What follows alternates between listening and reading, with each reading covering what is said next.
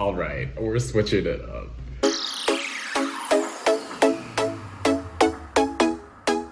I know some of the past videos of mine have been a lot of exploring, a lot of very successful cooking, and all of that, right? But I was thinking that instead of giving another exploring video, that I wanted to diversify the content. Also known as I didn't film last weekend. A bad part on my end, because I knew on Friday when I woke up, I was like, you have to film today, and then I didn't, and that's really bad. Going to supplement this week's video with what I'm calling a summation of 2020. You probably should just forget 2020 ever happened. How this video is gonna go down, I'm just gonna talk to the camera and just recap my personal 2020 and how everything that happened impacted my life, and go from there and see what takeaways there are. Hopefully this is interesting to you. It's definitely gonna be interesting to me. I'll be watching this back and I'll be like, wow, that happened, or wow, I wish that didn't happen. Probably more of the latter. Let's just get into it. So we're gonna go month by month. We're gonna do some highlights, and at the end of the 12-month cycle, why is my hair a little crazy right now? We're gonna do some takeaways, and then we're gonna end the video. And next week, I can't promise I'll be back to an exploring DC video, even though I feel like that's what people want. I feel like I should be making more jokes, but I don't know how to make jokes, so that is very concerning. Okay, I also like coined each month with a title. So January 2020, speech and debate, speech and debate. Yes, I needed to say it twice because that's how much speech and debate I was doing. For all 4 years of high school, that was how much speech and debate I was doing. Okay, the only highlights from this month were speech and debate. So I had my last local tournament ever, did not win. That's okay, we don't talk about it.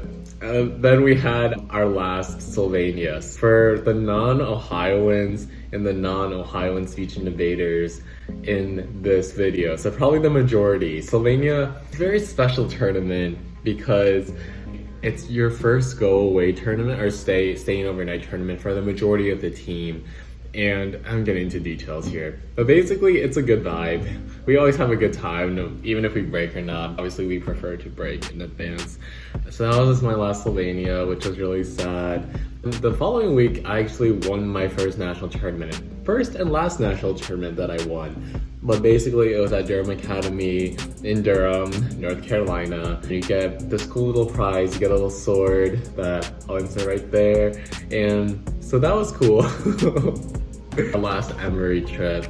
Emory also has a special place in my heart. I actually wanted to go to Emory before this thing happened, but no, Emory is a beautiful campus, great school, obviously, and it was a great time. So that was January, a lot of speech and debate. Had my month of February 2020 as last.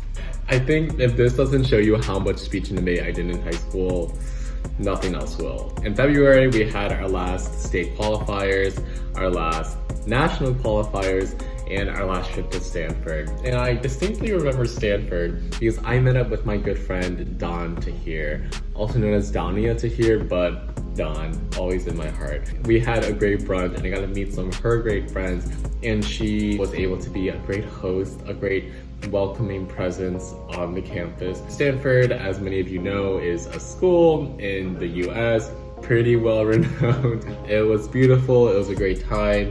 COVID was becoming bigger, but we were all kind of like, okay, well, it's not gonna affect us. And that obviously was not true. So yeah, February would be the ones of last. Most of these months are ones of like last of. Maybe starting from April, it's last time we had fun or last time we had sanity, but we'll get there. Okay, so March 2020, I've nicknamed this month Quarantine Queens and Quarantine Queens. So yeah, the titles are really just going down. They didn't really start high, but now they're really going down. So March was last state tournament for speech and debate, and last like normal tournament. This is our last physical one for the year. Has been our last physical one since then. So it was held in Worcester, Ohio. Great place, great place. My very close friend Molly Xiao, she actually won in our event. So she's a state champion, as she should be. My birthday actually was in March too, March 9th. And things started going haywire like March 13th, March 12th. So it was my last kind of normal celebration. We were going to school. I had terrible stomach pains. Don't know why, but that almost made me miss like this cute celebration that Molly had planned, and that was nice. And I had cake that day, breaking gluten and dairy. Yeah, that was my birthday. It was very low key. I turned, we don't need to say what number, we can leave my age to be ambiguous, but yeah, it was a really good day. And then start of spring break. It's not really a break in the normal sense because I didn't leave my house from middle of March until end of April. Like outside of my neighborhood, just never left. On March 20th, I was in my house. It was 6 p.m. and I get an email from Georgetown, and I'm like, oh, rejected, right? Because they traditionally both like mail the letters, and it also comes like end of March. But then I opened it and it's like, oh no, like JK, you're in. And I was like, you know, pre-keyed out, etc. I have the reaction video, but I look so pale in that. So we're not gonna insert a clip, but instead I might insert a screenshot if my confidence is there at the time of editing. So yeah, that was March. Chlorine Queens and Chlorine Queens. Shouldn't have named it that. April 2020. Virtual parentheses not. The quality of the titles, which again did not start high, is just continuously going down. Alright, so April was the first time I and millions of others experienced virtual learning for the first time.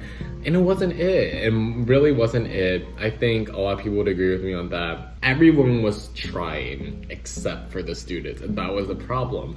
Because like the teachers really put effort into trying to like make the class as engaging in a virtual format. But I just don't think, I don't want to speak for everyone, but I think I personally, it was just hard to be engaged in the same way because you're just stared at a screen, and we already do that for hours on our own time. So when you have to stare again for hours on your school's time, then it's kind of like, well, it's not as fun anymore. Also, something in April was the Tournament of Champions, which was a speech and debate tournament. Did you guys know I did speech and debate in high school? Did I make that clear enough? The Tournament of Champions, really good tournament for me and Molly and a few others.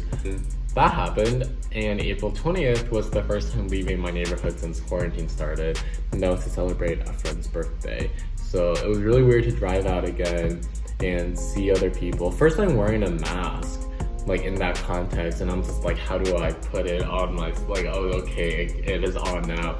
That was April. Like genuinely only 3 big things that happened in April: virtual learning, TOC, leaving the neighborhood.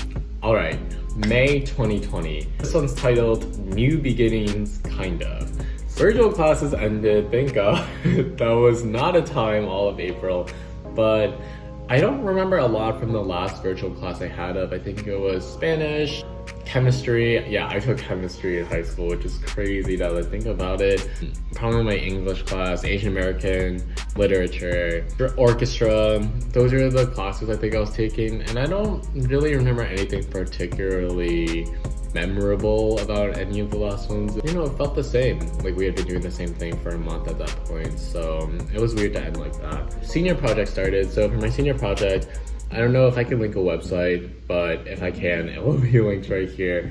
I worked with a local homeless shelter in the city that I'm from, with a local homeless shelter in my city to try and create a social enterprise where recovering addicts could work on a farm, and then also the farm can make profit for the homeless shelter. So that was a really, really good experience.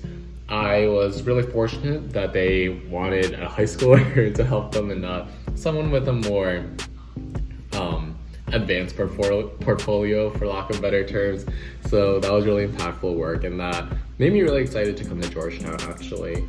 And in May, classes ended and senior project started. And I think I was going out a bit more regularly at this point, probably just to get coffee, maybe occasionally go on hikes, but nothing too crazy. I was still kind of hoping that, you know, the pandemic would end soon and COVID would end soon. Wait, same thing. Okay, the pandemic would end soon and we could like go back to somewhat normalcy, but you know, again, that was just not to be. Alright guys, editing Sam here. So this video will have a part 2, but I never closed out part 1 of this video. So I'm gonna do that right now. I upload every Thursday, 11 a.m. EST. Please comment, like, and subscribe in whatever order you want. And I will see you guys here next week. Thanks for stopping by.